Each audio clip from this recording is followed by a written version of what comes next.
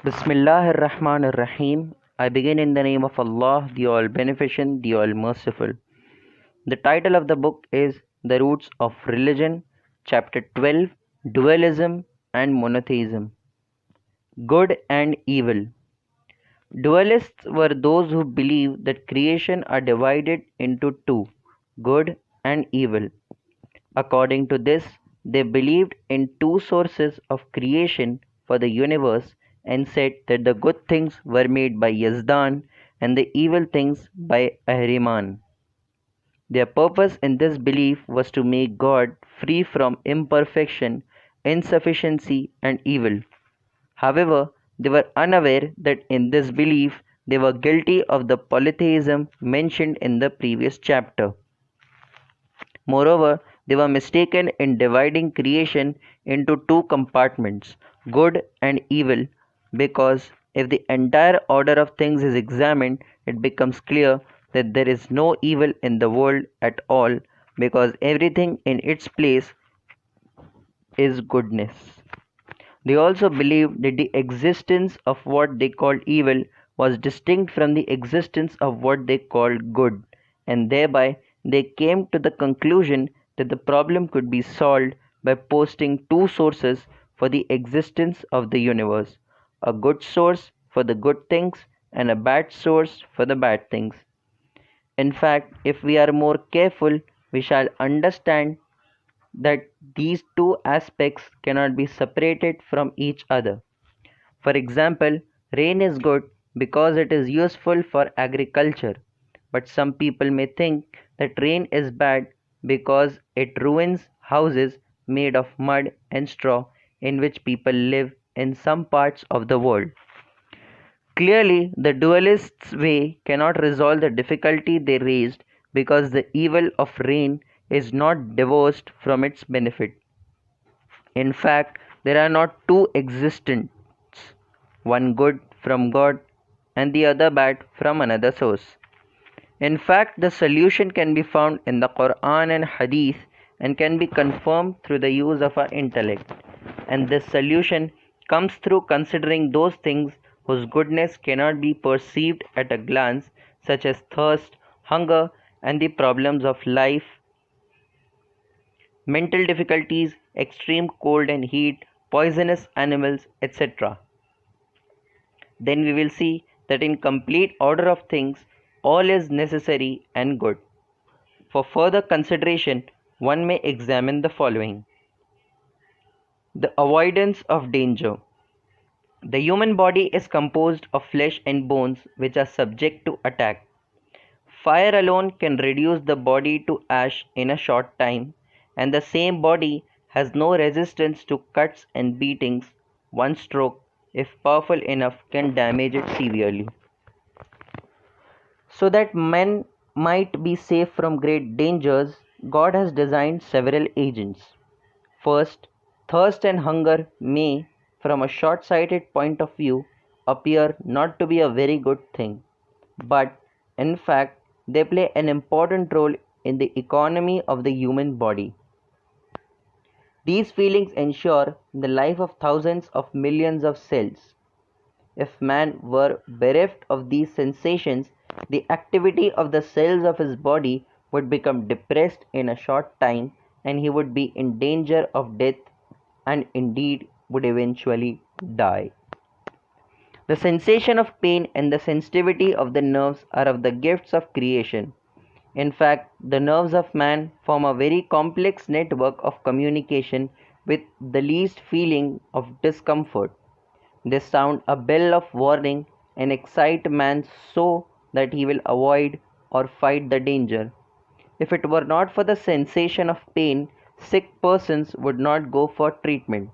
If the nerves did not feel discomfort or ignored it, the skin and the flesh could be destroyed by fire, turned into ashes, or if there was an encounter with something sharp or hard, the bones could be damaged.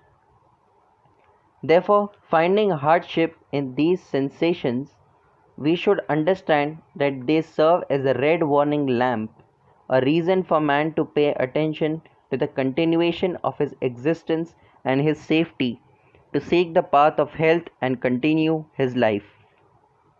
Difficulties and experience.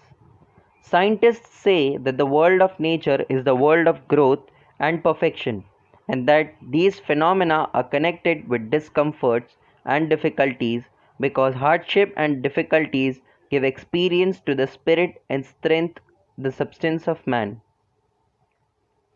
It is these discomforts that educate the spirit of man, for it is in the fire of difficulties that man is tried and strengthened and his soul matured.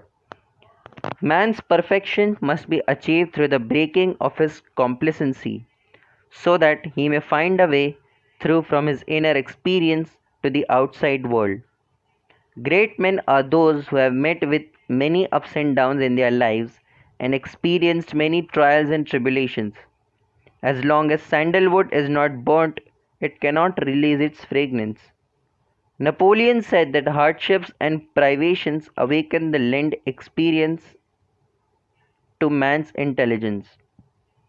Difficulties in the bitterness of life are the factors that awaken man's dormant potential. Through them, man can increase his achievements in the material, spiritual, and intellectual domains. The reason that most great men are seen to come from poor circumstances is that the poor have to fight against the difficulties of life, and this causes them to strengthen their intelligence. The history of science and civilization shows that progress in these fields is accompanied by difficulties and hardships. Such discomforts lead us to search for a solution and then move us to find a more favorable situation. Therefore, those who are ignorant of the true reason why we experience hardships and discomforts and thereby consider them to be evil are mistaken. Criteria for good and evil. The error of the ancient Iranians who considered extremes of heat and cold and poisonous animals to be evil lay in their taking their own physical environment as the criteria of good and bad for all the things of this world. The fact remains that benefit and harm cannot be the criteria for good and the evil in things. Rather, we must see what role everything plays in the total system of creation.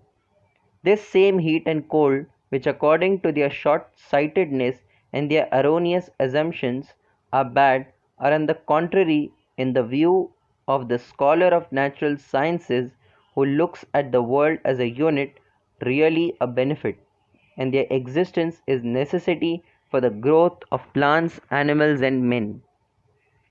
Those who use their own benefit and disadvantage as the criteria for good and evil in this world can be compared with the ant who might consider that man is of no use except to squash ants under his foot, or that aeroplanes and cars having no use for him were therefore totally useless and harmful. If ants think this about man and his inventions, are they correct? Where does their error come from? It is not because they have considered only their own situation and what is connected with themselves as the measure of good and evil. Again, we make a comparison with those who are new to tropical coasts and considering the excessive humidity which causes them to sweat and suffer the resultant discomforts to be only negative phenomena preventing people from continuing their normal lives. Is this judgment correct? We know, in fact, that water vapor rises up with a wind that comes from the sea coast and brings water to dry and hot areas remote from the sea, thus bringing new life to thirsty trees and moderating the intense heat, so as to enable millions of people to live in those areas. The mistake in this way of thinking is that those who are on the coast considered only their own situation and ignored the arrangement of existence as a whole. Regarding what we have said, we reach the conclusion that one must not assume from a cursory glance that things are useless, but that one must try to understand the effects of creation as a part of one complete system, not only in the present but also connected with the past and the future. Only then can one be in a position to judge.